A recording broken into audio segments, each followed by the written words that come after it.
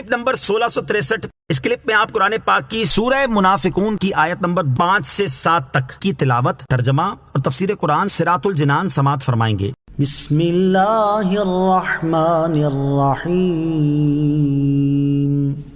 ترجمہ، اللہ کے نام سے شروع جو نہایت مہربان رحمت والا ہے۔ وَإِذَا قِيلَ لَهُمْ تَعَالَوْا يَسْتَغْفِرْ لَكُمْ رَسُولُ اللَّهِ لَوَّوْا رُءُوسَهُمْ وَرَأَيْتَهُمْ يَصُدُّونَ وَهُمْ مُسْتَكْبِرُونَ۔ ترجمہ، اور جب ان سے کہا جائے کہ آؤ تاکہ اللہ کے رسول تمہارے لیے معافی چاہیں تو وہ اپنے سر گھما لیتے ہیں اور تم انہیں دیکھو گے کہ تکبر کرتے ہوئے منہ پھیر لیتے ہیں۔ وَإِذَا قِيلَ لَهُمْ تَعَالَوْا، اور جب ان سے کہا جائے کہ آؤ۔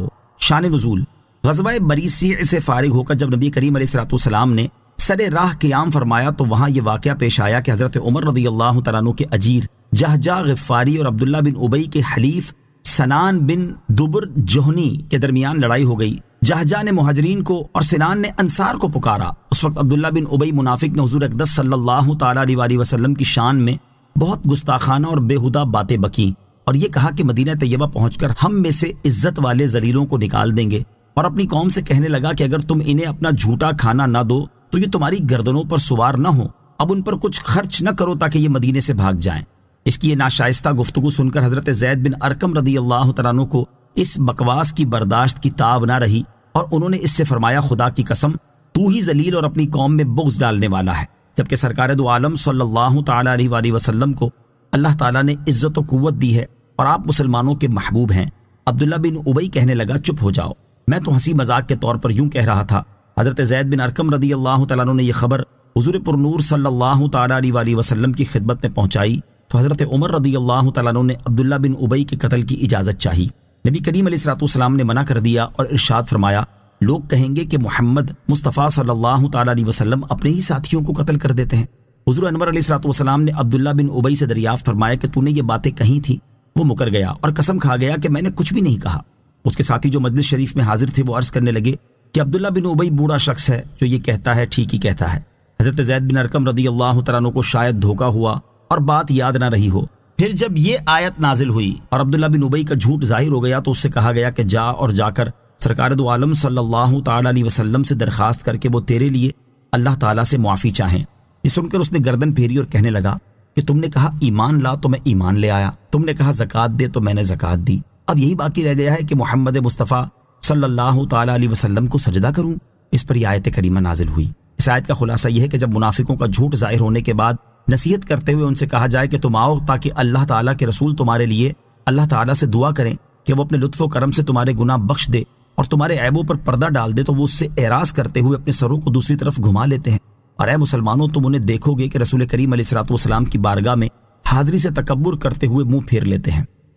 سواء علیہم استغفرت لہم ام لم تستغفر لہم لن یغفر اللہ لہم ان اللہ لا یہدی القوم الفاسقین۔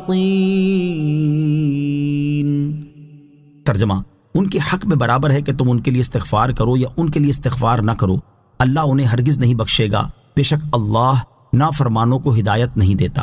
سواء علیہم استغفرت لہم ام لم تستغفر لہم، ان کے حق میں برابر ہے کہ تم ان کے لیے استغفار کرو یا ان کے لیے استغفار نہ کرو، یعنی اے حبیب صلی اللہ تعالیٰ علیہ وسلم، آپ کا ان کے لیے استغفار کرنا اور نہ کرنا ان کے حق میں برابر ہے۔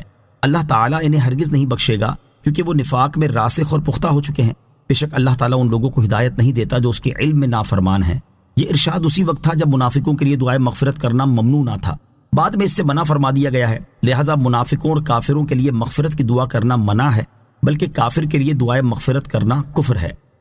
هم الذين يقولون لا تنفقوا على من عند رسول الله حتى ينفضوا وَلِلَّهِ خَزَائِنُ السَّمَاوَاتِ وَالْأَرْضِ وَلَكِنَّ الْمُنَافِقِينَ لَا يَفْقَهُونَ۔